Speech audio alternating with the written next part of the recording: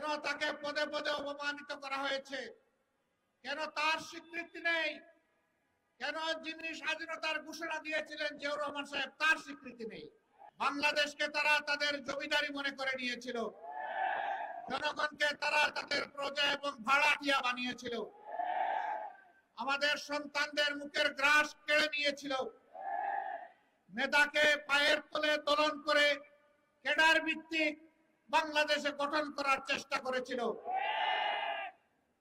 সম্মানিত ভাই ও বন্ধুগণ, এরকম একটি বিজয় দিবস তখন থেকে রক্ত দিয়ে দিয়ে 24-এর 5 আগস্ট পর্যন্ত এই রক্ত দেওয়া অব্যাহত রয়েছিল। দুঃখের বিষয়, 47-এর পরেও জাতির স্বাধীনতার সুফল ভোগ করতে পারেনি। আবার 71-এর পরেও জাতির স্বাধীনতা হাইজ্যাক হয়ে গিয়েছিল। আজ পর্যন্ত কোনো জবাব নাই এই জাতির সামনে। কেন সেদিন মুক্তিযুদ্ধের সর্বাধিনায়ক পাকিস্তানি আর্মির আত্মসমর্পণ অনুষ্ঠানে থাকতে পারলেন না? কেন তাকে পদে পদে অপমানিত করা হয়েছে? কেন তার স্বীকৃতি নেই? কেন যিনি স্বাধীনতার ঘোষণা দিয়েছিলেন জিয়াউর রহমান সাহেব, তার স্বীকৃতি নেই? তারা সকলের অবদানকে ম্লান করে, আমি আগেই বলেছি, একটা পরিবারের সম্পদে পরিণত করেছিল বাংলাদেশের স্বাধীনতাকে। মুক্তিযুদ্ধের চেতনার নামে তারা জাতিকে শোষণ করেছে, ধোঁকা দিয়েছে, জাতির উপর জুলুম করেছে, জাতির অধিকার কেড়ে নিয়েছে, জাতিকে দাসে পরিণত করেছে। বিশেষভাবে অভিনন্দন জানাই।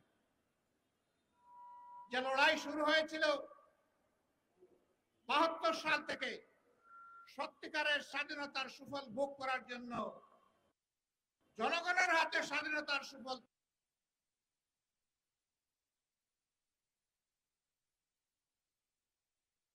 তুলে দেওয়ার জন্য, সেই লড়াইয়ের একটা পর্ব সমাপ্ত হয়েছে 24-এর 5 আগস্ট।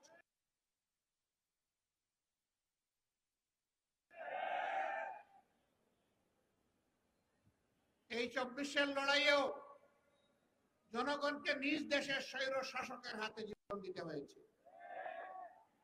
তারা জনগণের জীবনকে পাত্তাই দেয়নি।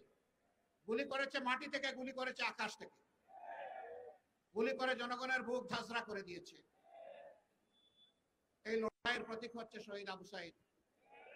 হাতের মধ্যে কোনো আগ্নেয়াস্ত্র ছিল না, বোমা ছিল না, ককটেল ছিল না, খালি হাতে আরেক হাতে রাবারের একটা স্টিক নিয়ে এসে দাঁড়িয়েছিল। সে বলেছিল, বুকের ভিতরে তুমুল ঝড়, বুক পেতেছি, গুলি কর।